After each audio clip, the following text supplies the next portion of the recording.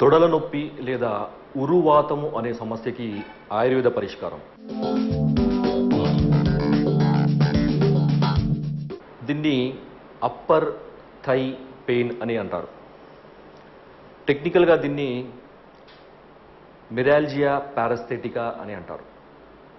ముఖ్యంగా ఈ తొడ భాగంలో, ఈ తొడ యొక్క పక్క భాగంలో ప్రధానంగా కొన్నిసార్లు తొడ యొక్క ముందు భాగంలో భరించరాని మంటతో కూడిన నొప్పి ఉండడం అనేది దీంట్లో ఉండే అత్యంత ప్రధానమైన లక్షణం. కొంతమందిలో ఈ నొప్పితో కూడిన మంటతో పాటు ఆ భాగంలో తిమ్మిరెక్కినట్టు లేదా మొద్దుబారినట్లు ఉండడమే ఈ మిరాల్జియా పారాస్థెటికా లేదా ఉరువాతము అనే సమస్యలో ఉండే అత్యంత ముఖ్య లక్షణం. దీనికి కారణము ఈ గజ్జల ప్రాంతంలో ఈ తొడకు సరఫరా చేసే లాటరల్ ఫిమోరల్ క్యూటేనియస్ నర్వ్ అనేది ఆ భాగంలో ఒత్తుకుపోవడము, ఖర్చుకుపోవడము లేదా పట్టుకుపోవడం అనే కారణం వల్ల ఈ తొడల నొప్పి అనేది వస్తుంది. మన నడుము భాగంలో ఉండే వర్టెబ్రాస్ అంటే ఈ లంబర్ వర్టెబ్రా పై భాగంలో ఉండే L2, L3 వర్టెబ్రా మధ్యలో నుంచి బయలుదేరి ఈ తొడ భాగంలోకి వచ్చే ఈ నరుని లాటరల్ ఫిమోరల్ క్యూటేనియస్ నర్వ్ అని అంటారు. ఇది ఈ నడుము భాగం నుంచి తొడ భాగానికి వచ్చే మధ్యలో ఈ ఇంగ్వైనల్ లిగమెంట్ అనేది ఒకటి ఉంటుంది. దీన్ని క్రాస్ చేస్తూ అక్కడ ఉండే మజిల్స్ మధ్య నుంచి ఈ నరం అనేది బయలుదేరుతుంది.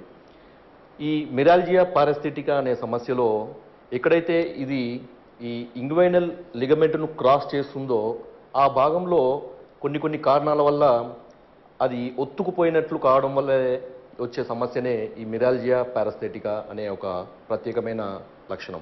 ఈ గజ్జలలో ఉండే ఇంగ్వైనల్ లిగమెంట్ అనే ప్రాంతంలో ఈ లాటరల్ ఫిమోరల్ క్యూటేనియస్ నర్వ్ అనేది ఒత్తుకుపోవడానికి కారణాలు ఆ గజ్జల ప్రాంతంలో ఒత్తిడికి గురి చేసే పరిస్థితులు, ఆ భాగం ఒత్తిడికి గురయ్యే పరిస్థితులు అవి ఏంటంటే ముఖ్యంగా ఈ పొట్ట ఎక్కువగా పెరగడం.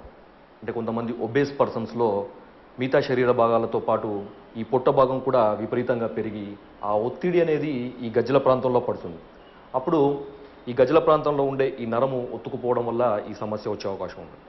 రెండవ కారణము ప్రెగ్నెన్సీ వల్ల కూడా ఈ పొట్ట పెరగడం వల్ల కూడా ఈ గజ్జల ప్రాంతంలో ఒత్తిడి పడి ఆ భాగంలో ఉండే ఈ నరం ఒత్తుకుపోవడం వల్ల కూడా ఈ తొడల నొప్పి అనేది వస్తుంది.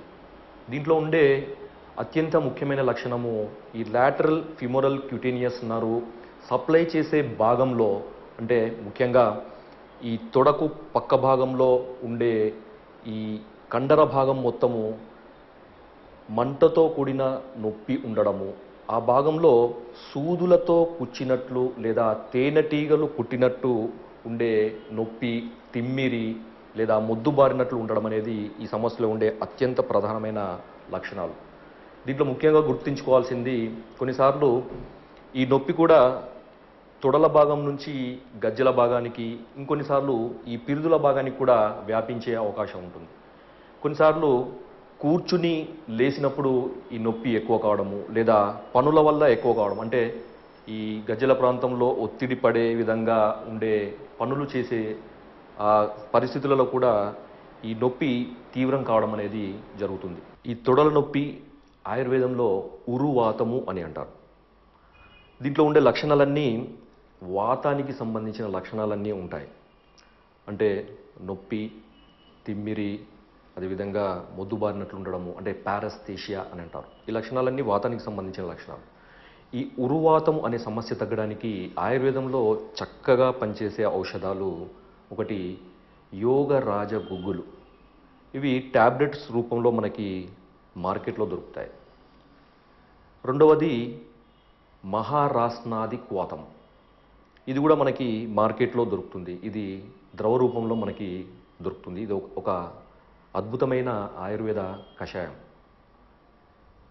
మహాయోగరాజ గుగ్గులు లేదా యోగరాజ గుగ్గులను ఉదయము 2 మాత్రలు, సాయంత్రం 2 మాత్రల చొప్పున ఈ మహారాస్నాది క్వాతంతో పాటు తీసుకోవాలి. ఈ మహారాస్నాది క్వాతం యొక్క మోతాదు కూడా 30 నుంచి 50 మిల్లీలీటర్లు. ఈ 30 నుంచి 50 మిల్లీలీటర్ మహారాస్నాది క్వాతాన్ని ఒక గ్లాసులో తీసుకొని దానికి సమానంగా నీళ్లు కలిపి 2 మాత్రలు యోగరాజు గుగ్గులు తీసుకొని ఆ పైన ఈ మహారాస్నాది కోతాన్ని తాగుతూ ఉండాలి. ఇది కూడా భోజనం చేసిన తర్వాత ఒక గంటన్నర వ్యవధి ఇచ్చి తీసుకుంటూ ఉండాలి. వీటితో పాటుగా మంట ఎక్కువగా ఉన్నప్పుడు మనకి మంచిగా పనిచేసే, చక్కగా పనిచేసే తైల యోగాలు కూడా ఆయుర్వేదాలో ఉన్నాయి. ఇలా మంటతో కూడిన నొప్పికి సంబంధించిన వ్యాధులలో చక్కగా పనిచేసేది బలాగుడుచ్యాది తైలం.